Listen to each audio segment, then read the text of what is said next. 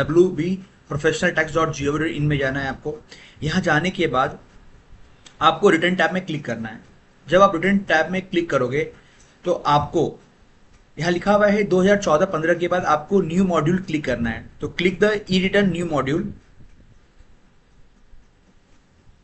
थोड़ा समय दीजिए तो खोलने में, थोड़ा ये स्लो है।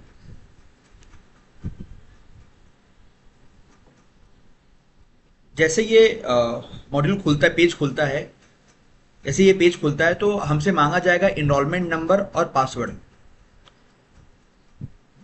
बाय डिफॉल्ट हमने पहले से डाल कर रखा है वीडियो बनाने के लिए, तो हम लॉगिन कर रहे हैं।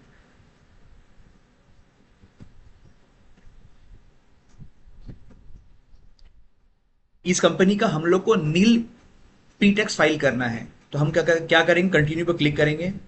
फाइनेंशियल ईयर 23-24 है। आप अपने हिसाब से जो भी फाइनेंशियल ईयर का आपको भरना है आप क्लिक कर सकते हो और click okay. Now click continue. Continue.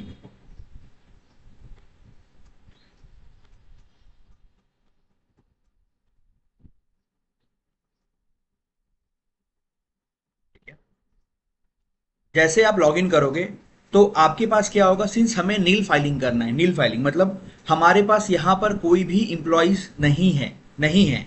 तो हमने क्या किया, अप्रैल महीना में देखो, पहला स्टार्टिंग करते from the month of April. April महीना है, यहाँ से आप मंथ चूज कर सकते हो, तो हमने अप्रैल महीना चूज किया। अब 5 स्लैब है यहाँ पर कि 1 रुपया से लेकर 10,000 तक आप पेमेंट करते हो, 10,000 1 से 15,000 पे करते हो, 15,000 से 1 से लेकर 25,000 पे करते हो, 25,000 1 से 40,000 पे करते हो, 40,000 1 से एबव।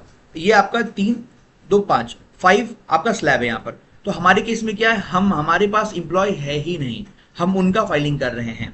फॉर इंस्टेंस मान लीजिए अगर आपके पास इंप्लॉय होता और आपको उनका भरना होता, तो हम यहाँ पर क्या करते हैं कि आपको पता होता ना आप कितना सैलरी पे कर रहे हो। सपोज एग्जाम्पल 10,000 से 15,000 के बीच में है, आप यहाँ पर एग्जाम्पल आपके पास 2 होता, 2 एम्प्लॉय रखते हैं।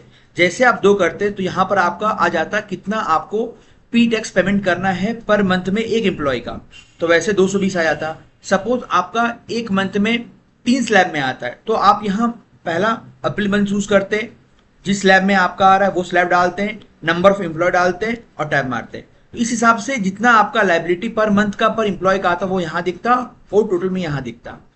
अब सपोज मानिए, फॉर एग्जाम्पल सपोज मानिए कि आपका 2 महीना आपके पास एम्प्लॉय है, तीसरे महीना से आपके पास एम्प्लॉय नहीं है।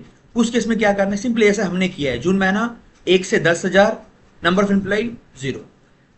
चलिए हम उसको वापस से करेक्ट कर देते हैं। हमारे केस में 0 एम्प्लॉइज है, तो हम यहां पर 0 कर रहे हैं। अप्रैल में, मई में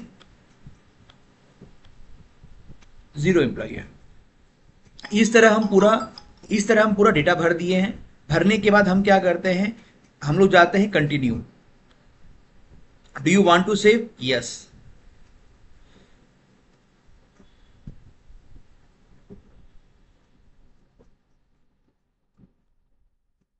यहां दिखा रहा है, हमारे केस में क्या दिखा रहा है, you have already submit this data. ठीक है, तो हम लोग नेक्स्ट कर रहे हैं।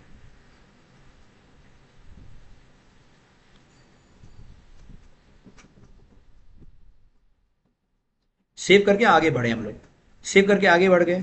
चलिए, do you want to save, yes.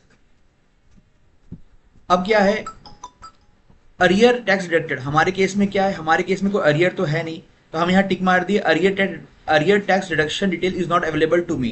Continue किए, do you want to save, yes किए हम लोग। अब यहाँ क्या बोलता है, बोलता है क्या आपको नील रिटर्न फाइल करना है, यस हमें नील रिटर्न फाइल करना है। और क्या आपने कोई GRN number, do you have any GRN, do you have any GRN not including above list. हमने तो कोई पेमेंट ही नहीं किया है, तो जीआरएन होगा ही नहीं, नो करेंगे हम लोग। और हम यहाँ पर कंटिन्यू करेंगे, कंटिन्यू करके सेव करेंगे।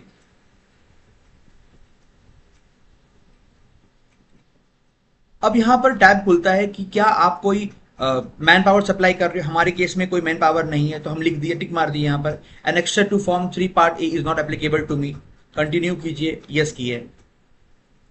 फिर क्या आता है, फिर यहाँ पर आता है एजेंसी से, मतलब to filled by the man power supply agency. हमारा एजेंसी भी नहीं है, ना हम मैन पावर सप्लाई करते हैं। हम यहाँ टिक मार दिए कि it is not applicable to me and continue कर दिए। Do you want to save, yes किए।